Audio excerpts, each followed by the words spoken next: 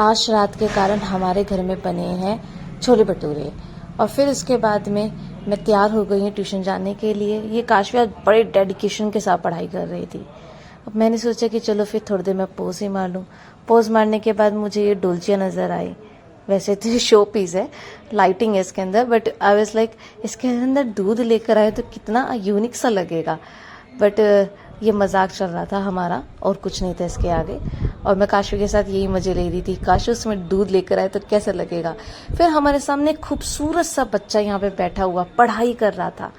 इतनी क्यूट लग रही थी, ये जादू जैसी बनी हुई, और मेरे को देख नहीं रही थी। और जैसे ही मैंने बोला कि मीशा पेन चाहिए, देखो पलट गई ये लड़की। और इतनी देर से मैं बोलती मीशा मीशा, कुछ सुनाई नहीं दे रहा था इसे। उसके बाद में हम दूसरी ट्यूशन में जब गए तो वहाँ पे पता चला कि भाई घर की शिफ्टिंग करनी है। तो उन्होंने बोला कि चलो भाई आज हम घर देख कर आते हैं एक बार कि फाइनल हुआ या नहीं हुआ, क्योंकि परसों नरसों शिफ्टिंग करनी है तो हमें देखना पड़ेगा कि घर खाली हुआ भी या नहीं हुआ है। उसके बाद में ये नीचे पार्किंग में जाते जाते ही हमें पार्किंग में मिल गए पार्किंग जो वॉचमैन होते हैं उनके बच्चे, और उन्होंने इतना सुंदर सा घर बना रखा था। ये बच्चे ने पता नहीं अपने खुद से दिमाग लगा के थर्माकोल वगैरह से घर बनाया है। बच्चे तो इंटेलिजेंट होते हैं।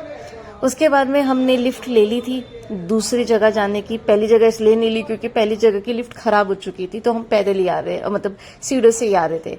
अब हमने लिफ्ट ले ली थी क्योंकि हम थक चुके थे।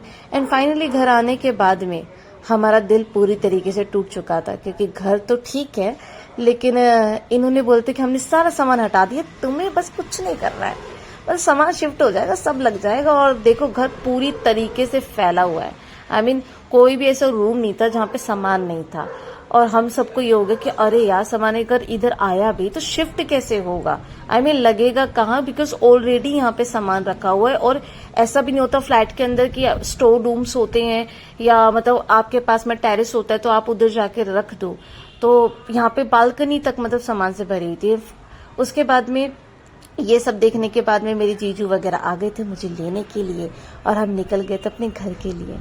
और अर्पल में से कुछ बात कर रहा था तो मैंने सोचा कि चलो मैं वीडियो बना लेती हूँ, लेकिन उसकी आवाज़ नहीं डाली क्योंकि बहुत बकवास कर रहा था वो।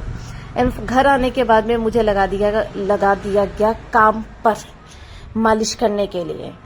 एंड फिर एंड में ये हमारे डॉग, इनकी जो जनरेशन है या ये बोल रहे हैं इनकी क्वांटिटी है वो बढ़ती जा रही है। ये पहले 2 थे, फिर 4 हुए, फिर 6 हुए, हम 9 हो गए हैं।